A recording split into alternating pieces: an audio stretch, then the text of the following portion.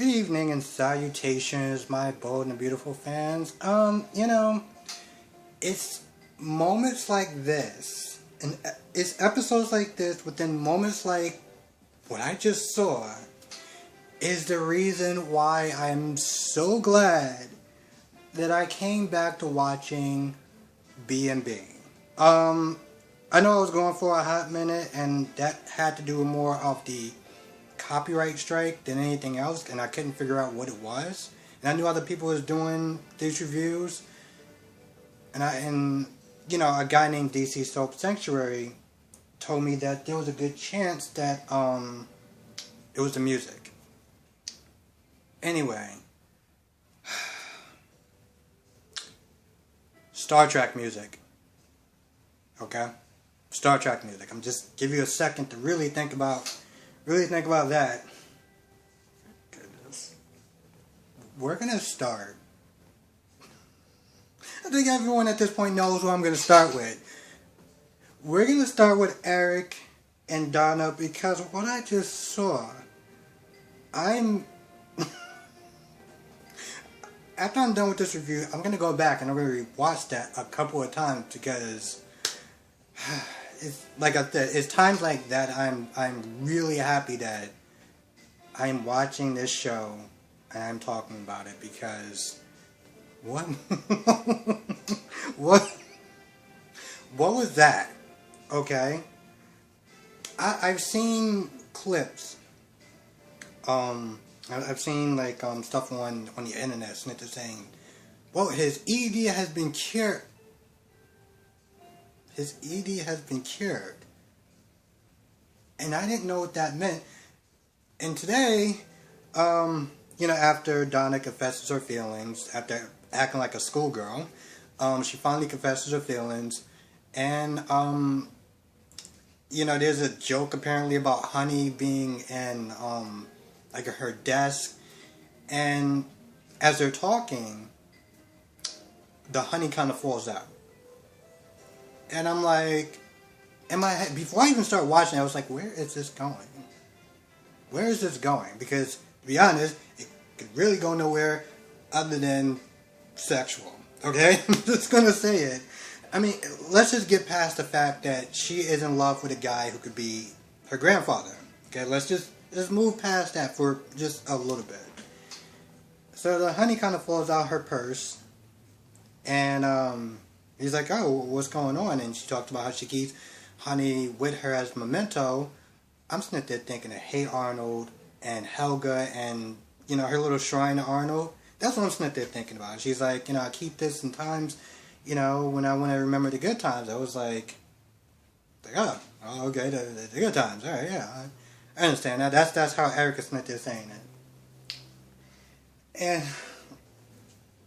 I feel like I need something stronger than this.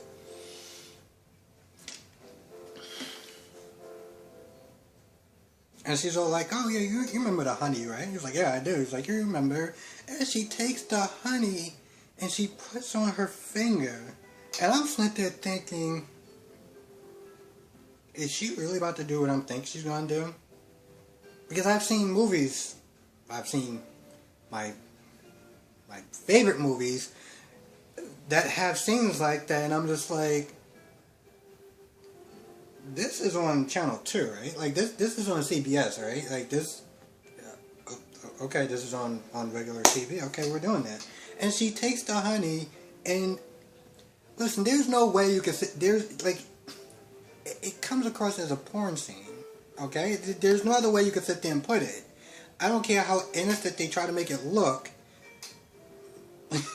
Erica just sitting back, just watching the show like, oh. My goodness, I think I'm feeling something. I'm sitting there thinking in my head, like, well, yeah, and then they're playing the Star Trek music, and I'm like, it's so hard to take this seriously with this whole setup, and then you put the music on top of it. I'm like, this is the best moment so far in soap opera, in today's soap opera style. So I didn't watch YNR yet, and I'm probably not going to watch it for a while, but out of the 3 that I just reviewed, or out of the 2 I just reviewed, this is the best moment. And she watches them do that, And then he takes her finger, and he he gets a taste of it, and then they look at each other, and then they make out. And I'm like, before anyone sits there and say, "Oh, well, Erica's cheating now too," nah. This is kind of evening out the scale. I like to call that evening out the scale. Yeah. So yeah. Well, turned out there was really nothing wrong with him after all. It was just Quinn. Oh, this is gonna be so fun. This is gonna be so funny and so fun moving forward, because now apparently he's cured. Well, let's be honest. I don't think there was anything really wrong with him. I think it was just something wrong with, I mean, maybe she wasn't as hot as she thought she was. I can go on and on and on and on. But the point is, that scene happened. I'm so glad that I was there for it. And if you didn't watch it, please, please, please watch it. Oh my goodness. Please watch it. I tried to watch it on YouTube, and I couldn't get the full scope of it because, whatever. But I watched it on there, and that was great. That was great. That was the best part of this episode, and that's why I had to talk about it first.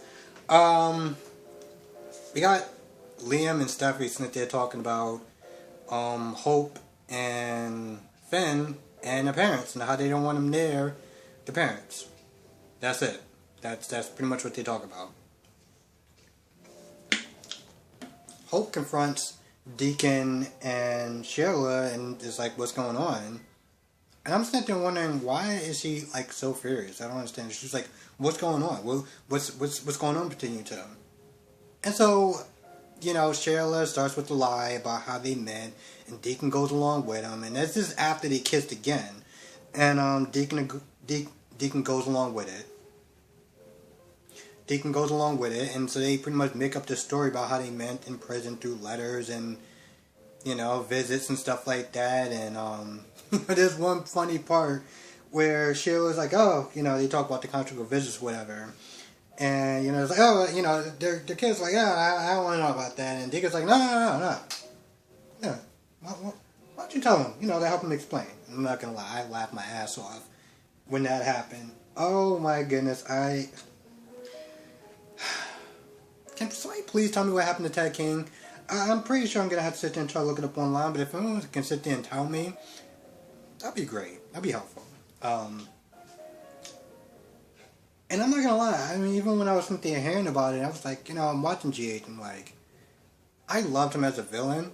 Like, he was great as a villain, and he just has that certain je ne sais quoi, I guess, about him that's just like, I like this guy. I should be jealous of this guy, but I like this guy. And so when I heard he was on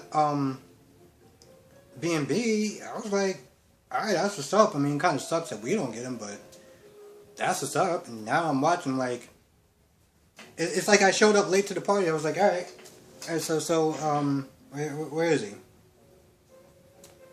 So, yeah. So yeah, they tell the story, and I don't know if they fully convinced them, but yeah, they told the story about how they met, their fake meetup, and you just got Finn and Hope just looking like, what in the hell is going on? I don't really understand the freak out though. I mean, is it Sheila? Because Deacon isn't exactly a saint either. Apparently Deacon shot Cheryl by accident while trying to kill someone else, because he is clearly a psychopath. You got Brooke gossiping with this other woman that they didn't say her name was. All I know is that she was complaining about that she couldn't find the scissors, and Donna did something, and then she finds some honey, and she talks to the security guard, which I forgot his name. They did say his name, but they damn sure didn't sit there and say her name. And then you got, they're outside, and Brooke is sitting there gossiping with them. It's funny because she was like, "Oh well, I'm not sitting there trying to gossip," and the girl in the yellow was like, "All right, well, I'm gonna find out what it is anyway. Donna's gonna sit there and tell me, so you might as well sit there and tell me." And they're gossiping, and this, I don't know if he's a security guard or is he the janitor, but But you know, Brooke is meant to talk about how Donna's better for him, this, that, and the third. He hasn't been happy in years, blah blah blah blah blah. And I guess the custodial workers meant they're like, there's only one problem with your little plan. He's married. And of course, Brooklyn's like, oh well, you know, he's not, you know, she's not good enough for Eric and stuff like that. Just pretty much just badmouthing her. And I'm like, you know, I guess this chick just really forgot all the stuff that she's done. Which I always find kind of interesting and also kind of annoying. It's just like, Brooke, shut up. Like seriously, just shut up.